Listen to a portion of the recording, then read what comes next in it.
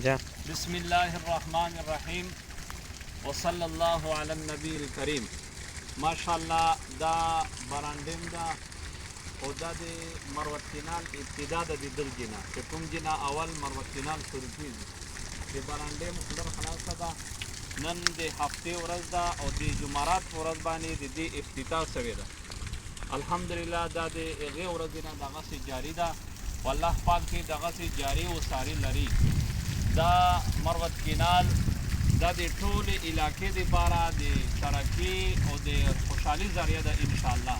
په دې سره چې څومره اقوام آباد دي، که هغه وزیر ورونه دي، که بنوڅي ورونه دي، که بیټني دي، که مروت دي، په دې ټولې علاقې کې به په دې اوبو سره انشاءالله الله پاک یوه زرعي انقلاب راولي.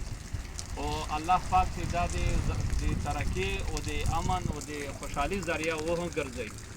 او دې وجې نه د ما عزتمنو موږ دا وایو ټول قوم ته پکار ده چې په دې باندې څومره علاقه په دې باندې مثال ځمکې لمدوي او څومره علاقه په دې سره آباده ده، دې ټولو ته پکار ده چې ټولو نه زیاته د الله تعالی شکریا ادا کړي. الله تعالی شکریا چې د کوم نعمت شکریا ادا کوي الله پاک به یې نوره هم تر زیاتوي.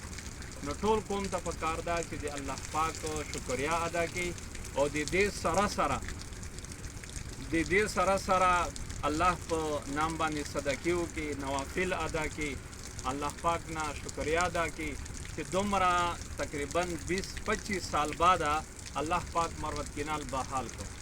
او په دې موقع باندې موږ د ایریګیشن چې څومره سټاف ته خاص کار د دې پراجیکټ ډایرکټر جناب ظهور احمد خان صاحب او احسن اکبر خان صاحب او د څومره ټیم دی هغه ټولو موږ شکریا ادا کوو. او دې سره سره د موږ قومي چې کوم تحریک ته مروت بیټني قومي تحریک چې هغه دې دپاره کوم محنت وکړو، کوم کوششونه یې وکړلو، هغو ته د الله پاک اجر ورکړي او د ډېرو کوششو نه بعد کامیابي مینده کړله. نو انشاءالله العزیز مروت بیټني قوم هغه به سبا ته د دې شکریا په طور باندې افتتاح به هم کوي په برامخیل نالې چې او هلته به افتتاح پروګرام وي.